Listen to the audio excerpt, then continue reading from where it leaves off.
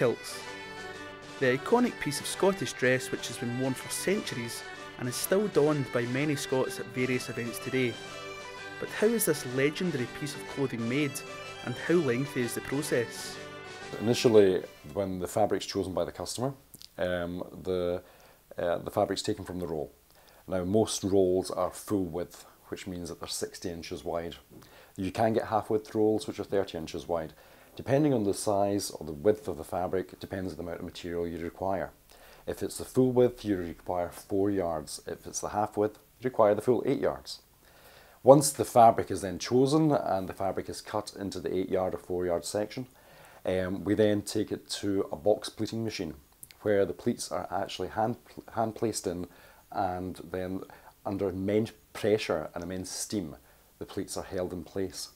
Once that happens, they're hand sewn together, and then from there we cut the aprons, that's the internal apron and the outer apron. They're all assembled.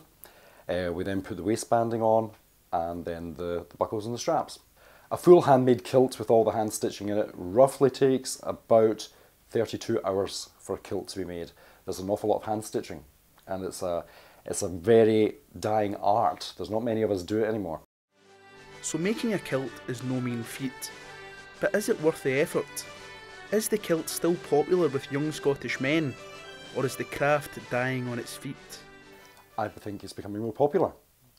What I've found, especially over the past few years, is there's been a resurgence of younger men getting the kilt for their 21st or 18th birthdays.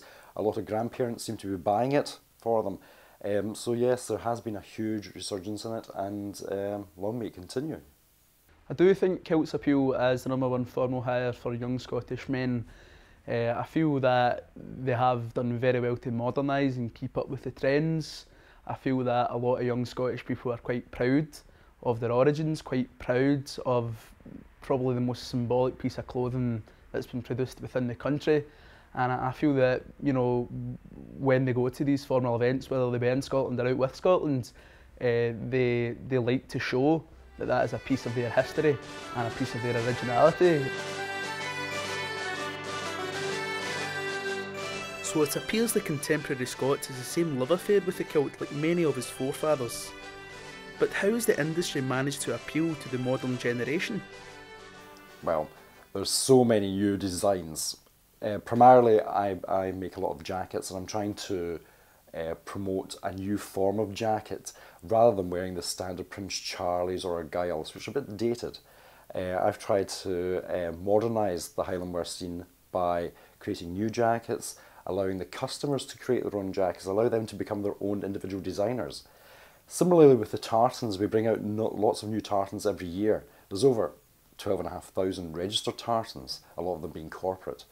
But we do try to bring more modern colours into it, see what's happening on the high street and bring that into the Highland wear trade, so there's lots of new and more vibrant colours being introduced on a yearly basis. In recent years there have been many modern tartans designed. You'll see black kilts, grey kilts, really modern looking things like even light grey with a little bit of colour through it, or you know, there is still some coloured kilts as well that are relatively modern. There's also been kilts developed for charities. For example, the breast cancer tartan has become available, so you know that's something that would probably appeal to a lot of young men going to charity events. Also the jacket styles and everything like that, you've got much more modern looking jackets, really smart looking jackets. So, modern styles for the modern generation, but enough to keep the more traditional and aged among us content. What does the future hold for the mighty kilt?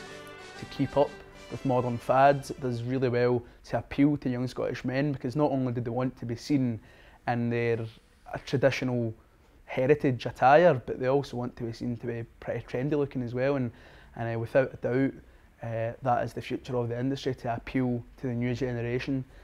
The future of the industry, I think it goes through ups and downs every few years.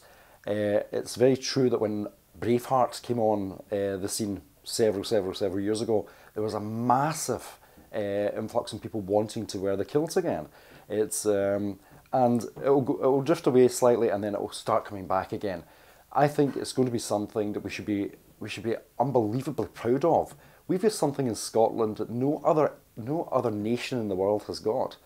It's recognised throughout the world as being Highland wear, as being something immensely Scottish, and we should be proud of that fact. And I believe that every man, when he gets to about 18, 19, should actually go and get a kilt. You know, be proud of our heritage.